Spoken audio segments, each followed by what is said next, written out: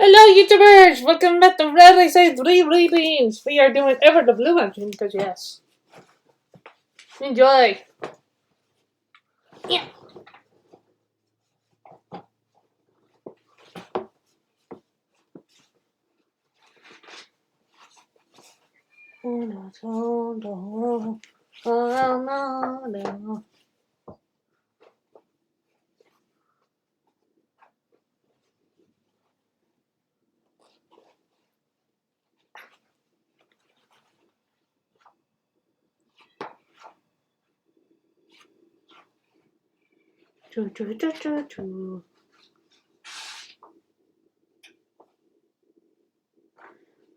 Cows! Cows! There's cows! Ever the Blue Engine was getting old. His parents were worn, and it claimed that as he puffed along, he was taking 20 empty cattle trucks to market them. Sun shone, the birds sang, and some cows grazed in the field behind. Come on, come on, come on, puffed Edward. Oh, oh, oh, oh, oh, screamed the trucks. Edward puffed and clanked. The trucks rattled and screamed. The cows were not used to trains. The noise and smoke disturbed them.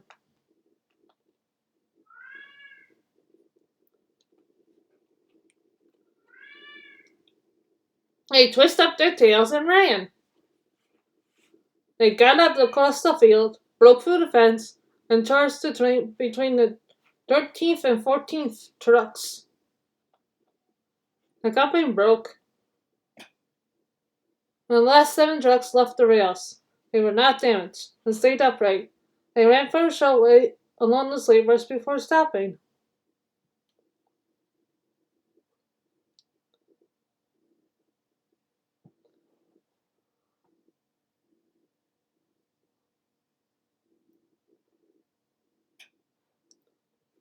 Evan felt a jerk, but didn't take much notice.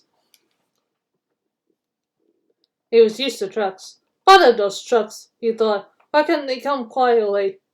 He went on to the next station, but either he or his driver realized what had happened. When Gordon and Henry heard about the accident, they laughed and laughed, fastly letting cows to break his train. They wouldn't dare do that to us. We'll show them, they boasted. Edward pretended not to mind, but Toby was cross. You couldn't help it, Edward, he said. They never met cows. I have, and I know the trouble they are.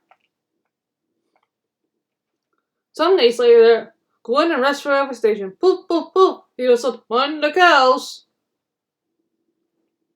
Ha ha ha ha, he trolled, panting up the hill. Hurry, hurry, hurry, puffed Gordon. Don't make such a fuss, don't make such a fuss, grumbled his coaches.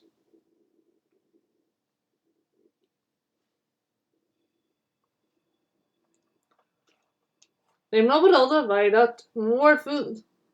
The next station, a long, straight stretch of line lay ahead. In the distance was a bridge. It had high partlets each side. It seemed to Gordon that there was something on the bridge. He tried to fuss out too. Whoa, Gordon, he said, and shut off steam. Who? Gordon, said Gordon. It's only a cow. Shoo! Shoo! He hissed. But the cow wouldn't shoo. She had lost her calf and fell over. Moo! She said sadly, walking towards him. Gordon stopped.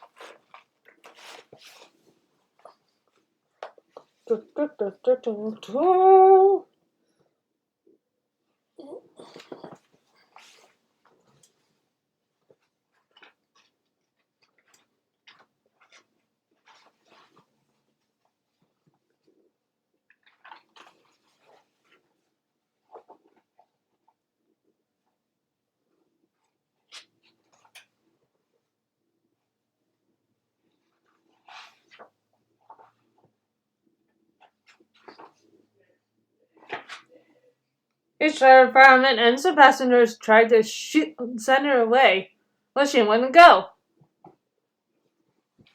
So they gave up. Presently Henry arrived with a train from the other direction. What's this? He said grandly. A cow. "I'm so sorry. Be off, he hissed. But the cow turned and moved at him. Henry backed away. "I don't want to hurt her," he said. Drivers, firemen, and passengers again tried to move the cow, but failed. Henry's guard went back and put dead news on the line to protect his train. And near a station, he told them about the cow. "That must be Bluebell," said the porter thoughtfully. "Our calf is here, ready to go to market. We'll take it along."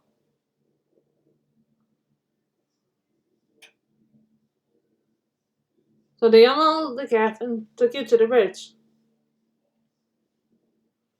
"Moo! Moo!" wailed the calf. "Moo! Moo!" bellowed Bluebell. She nuzzled the calf happily, and the boy let them away.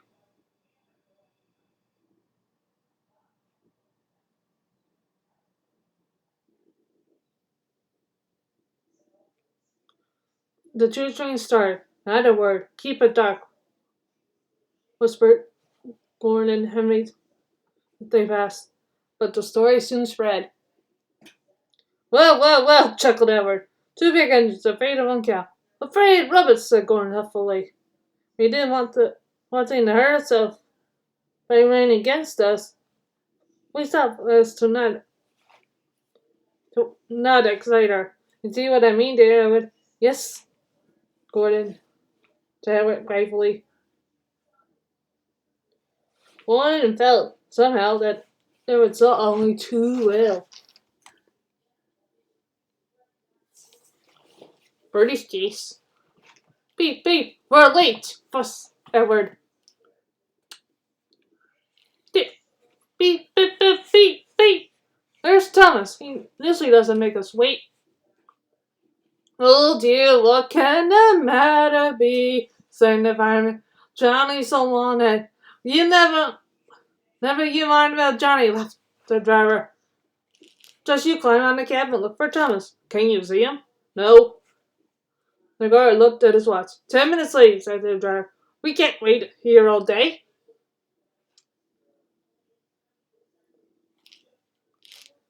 "Look again, Sid," said the driver, just in case.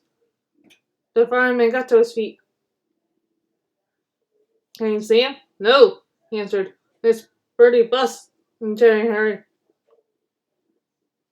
Not need to bother with him, though. Luckily he's on the court tour or something in Cliffordale." "Right away, Charlie," said the guard, and Edward puffed off. "Two! Stop! Stop!" wailed Bertie, running into the yard. But it was no good. Edward's left ghost has disappeared into the tunnel. "Bother," said Bertie. "Brother Thomas's fireman not coming to work today." "Oh, why did I promise to help the passengers catch the train?"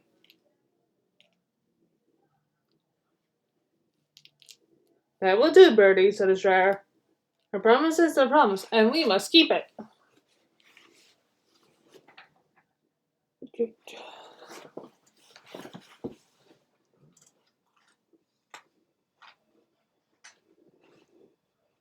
"I'll catch Edward a bus," said Bertie grimly as he raced along the road.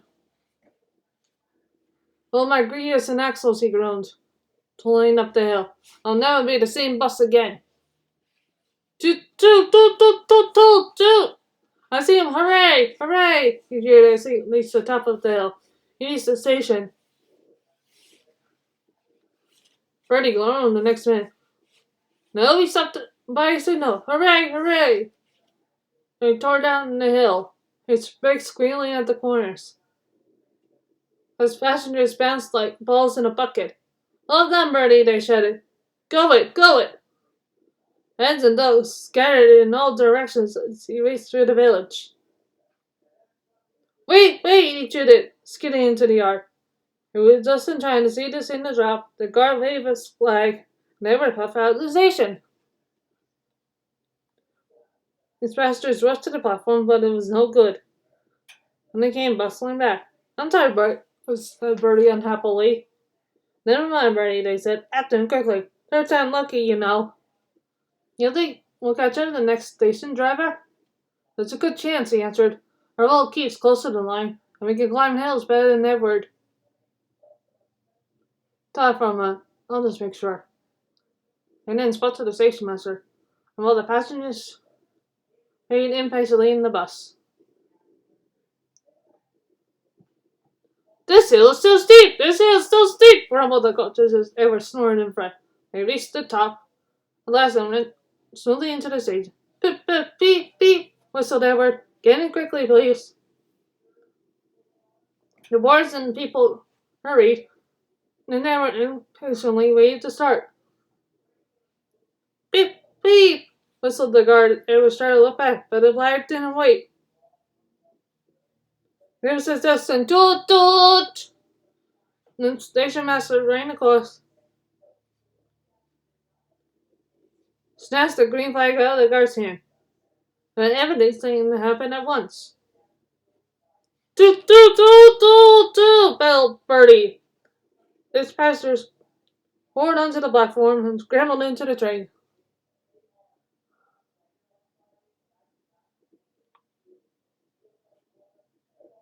The station master told the guard and driver what had happened and Edward listened. I'm sorry about the chase, Bertie, he said. My fault, panted Bertie. Late induction. He didn't know about Thomas' passengers. Beep, beep, beep. Goodbye, Bertie. Rough, whistled Edward. We cheers for Bertie, called the passengers. They cheered and waved till they were out of sight.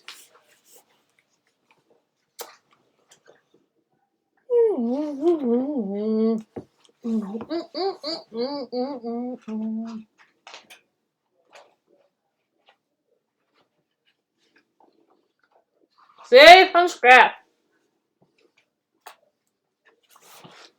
There's a scrapyard near every station. It's full of rusty old cars and machinery. They are parked there and be broken up.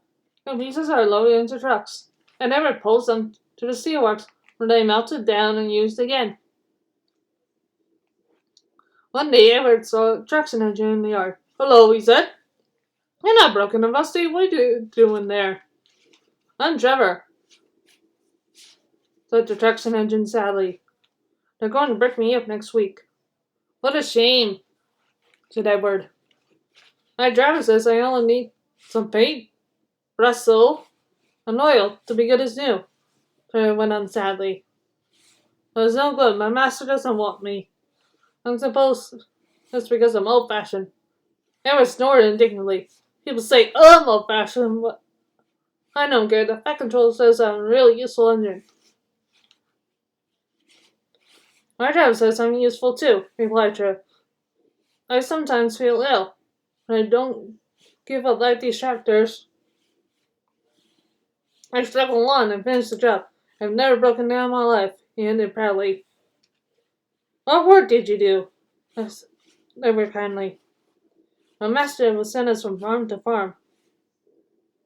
We first the corn, sawed timber, and did lots of other work. I made friends with all the farms and saw them every year. The children loved to see us come. They follow us in crowds and watch us all day long. My driver would sometimes give them rides. Trevor said his eyes from memory. I like children, he said simply. Oh yes, I like children. Broken up, what a shame! Broken up, what a shame, clanked Edward as he went back to work. I must help Trevor, I must. A lot of the people he knew who liked engines. Edward had lots of friends. But strangely, none of them had room for a traction engine at home. It's a shame, he hissed, when he brought his coaches to the station then. Beep, beep. He whistled. Why not have taken them before? Man on the platform was the very person. Morning, Charlie. Morning, Sid. Hello, Edward. You look upset. What's the matter, Charlie? Asked the driver.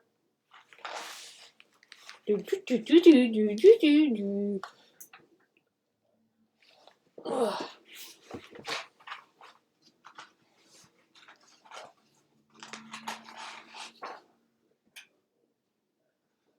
There's a Jackson entry in the scrapyard, Vicar. It'll be broken up next week, and it's a shame. Jeb Cole says he never drove a better engine. Jeb Cole! Jeb Cole! Jeb Cole! Uh-oh. Tom was trying to cook for the jobs. Ah!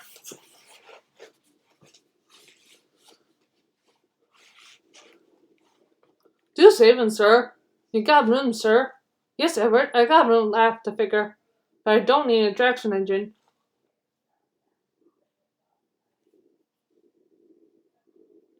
We'll saw wood and give children rides. 2 volume. Sir, please. We'll see, said the vicar, and climbed into the train. Jeb Cole came on Saturday afternoon. The Reverend's coming to see you, Trevor. Maybe he'll buy you. You think he will? Asked Trevor hopefully. He will when I lit your fire and clean you up, said Jem. And Vicar and his 2 boys arrived in the evening. Trevor was blowing dusting, and never felt so happy for months.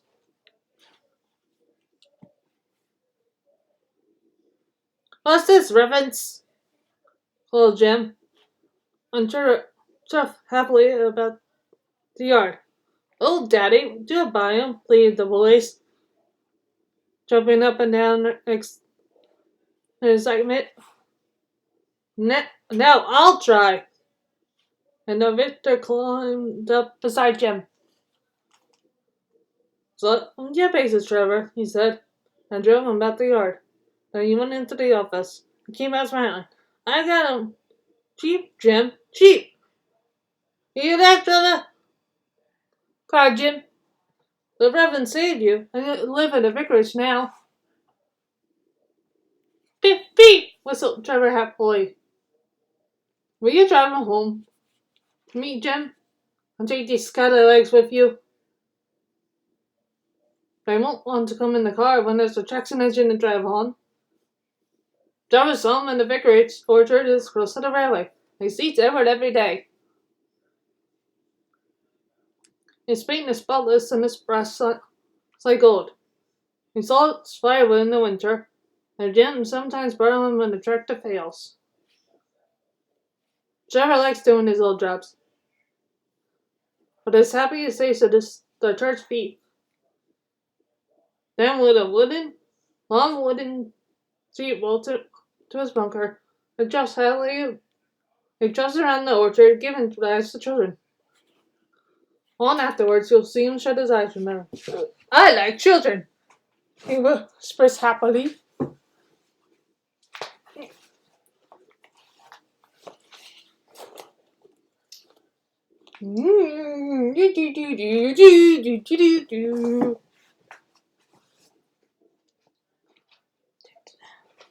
Last story, here we go. Old Iron. One day, James had to leave every station, so Everett's train came in. This man across. Late again, he shouted. Everett only laughed and James fumed away. Everett is impossible, he grumbled to the others. He glanced about like a lot of old iron, and he's so slow he makes us wait. Thomas and Percy very indignant. Oh, Iron, they snorted. Slow, why Everett could beat you in the race any day.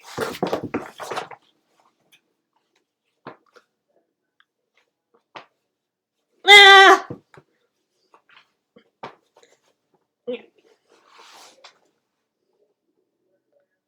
Really, said James happily. I should like to see him do it. One day, James's driver did not feel well when he came to her. I'll manage, she said. But when they reached the top of Gordon's Hill, he could hardly stand. The fireman drove the train to the next station. He spoke to the signalman, put the trucks in the side, and a couple trains ready for something. Then they helped the driver over to the station and asked them to look after him and find him relief. Suddenly, the signalman shouted, and the fireman turned around, saw James puffing away. He ran hard, but he couldn't catch James, Soon came back to the signal box. The signalman was busy. All traffic halted, he announced to us. Up and down. Main lines are clear for 30 miles. An inspector's coming. The fireman mopped his face. What happened? He asked. Two boys were on the footlight, they tumbled off when team started. I shouted at them, and they ran like rabbits.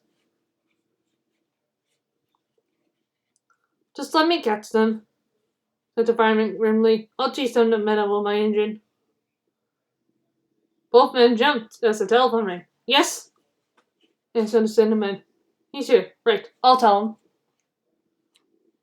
The inspector's coming and wants an Edward. He wants a center spool, a coil of rope. A bullet, one of the firemen. Hurts me, but you better get them quickly.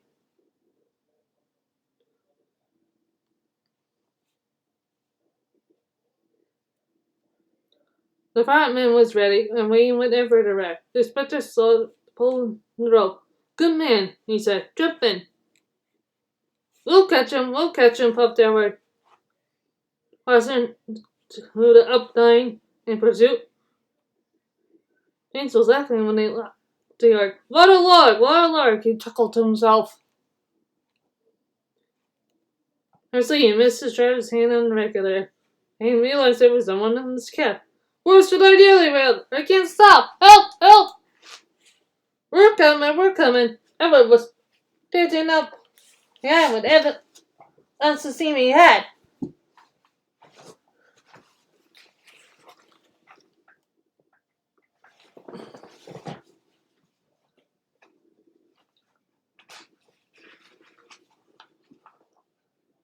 With a great effort, he caught up and crept alongside, slowly gaining until his box was leveled with James's buffer beam. Steady, Edward.